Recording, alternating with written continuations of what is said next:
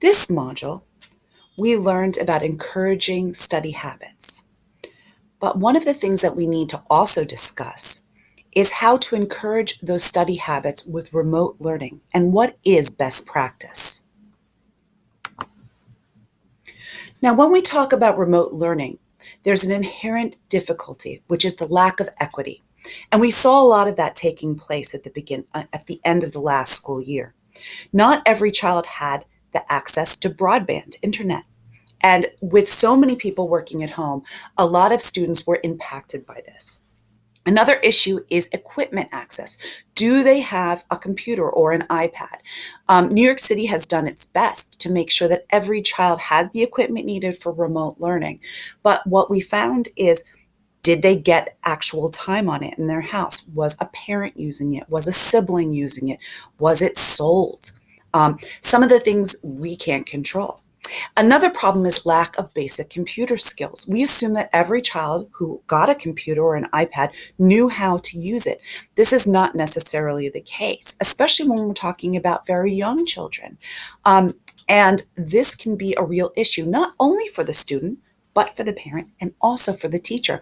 We also assume that every teacher knows how to turn on their computer and use remote learning. This is not necessarily the case. Lots of people are scared of computers, and that can impact learning. Another issue is lack of guidance. This can be both from the teacher as well as from the family. If you're working at home, you don't necessarily have the time to sit with the child the entire day and really help them turn on the computer, take the skills to the next level. A lot of teachers who were so intimidated by what went on basically checked out and didn't work with their students. So we found that lack of guidance was also a big issue. The biggest issue is distraction. When we're talking about New York City, we have a lot of people usually pushed into a small space. Finding that quiet space to work is really difficult. When we were in our module discussing encouraging study habits, we discussed distraction and finding a place where children could find a quiet spot. That necessarily is not the case anymore. They can't find it in your classroom. They can't find it in the local library. They can't find it in the park. So we're dealing with a lot when we talk about remote learning.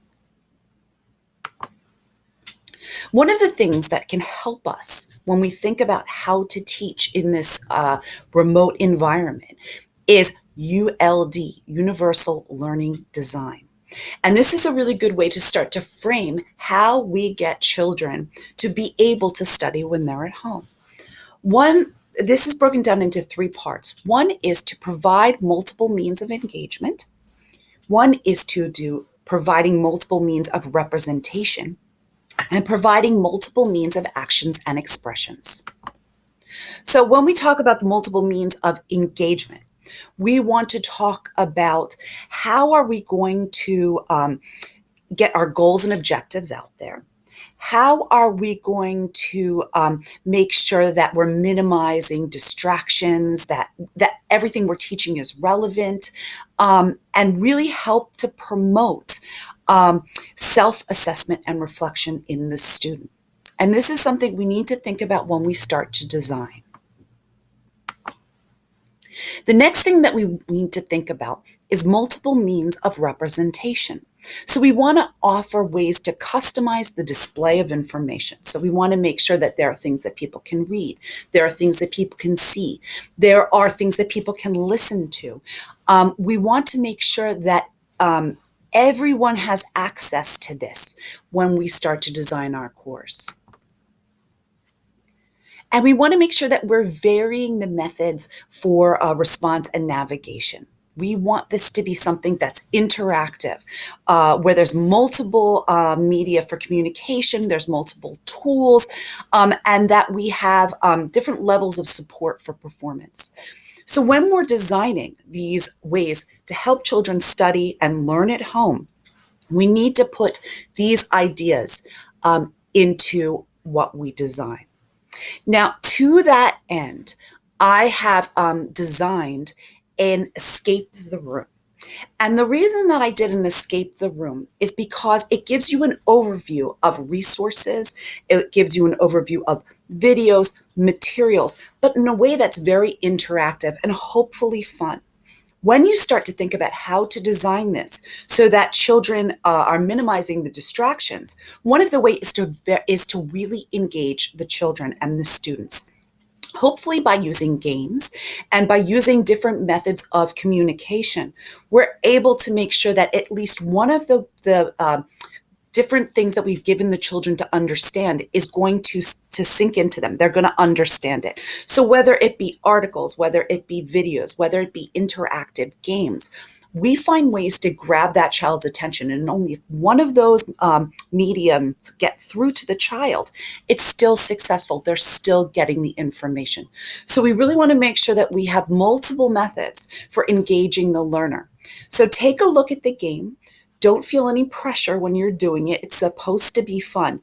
And see if as you do it, you start to understand and think of ways that you can engage the learner so that when they're home studying, no matter the distraction, they still are gaining that information. The Escape the Room for Remote Learning. This is an example of universal learning design, and it's good experience to see how you can use different games to engage the learner. In this game, you will click on each part of the picture and it will lead you to different links, resources, and videos. When you scroll further down the page, you're going to see a Google form. And at this point, they are filled with hints, blue, round, on the desk. It's indicating lowercase that you have to just use lowercases in order to answer. And when you answer the hints, if it is correct, it'll do nothing and you're free to go on to the next question. But if it's incorrect, it will come up red and give you a hint. It means keep guessing.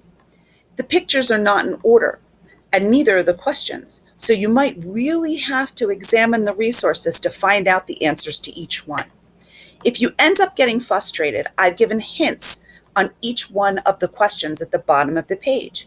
You can click on each one of them and it'll give you an additional hint as well. And if you get completely frustrated, you can click on give up and you have the answer key here as well. But don't give up.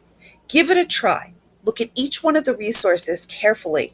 Make some mistakes, have some fun, and think about how you can integrate these kind of games into a class of your own.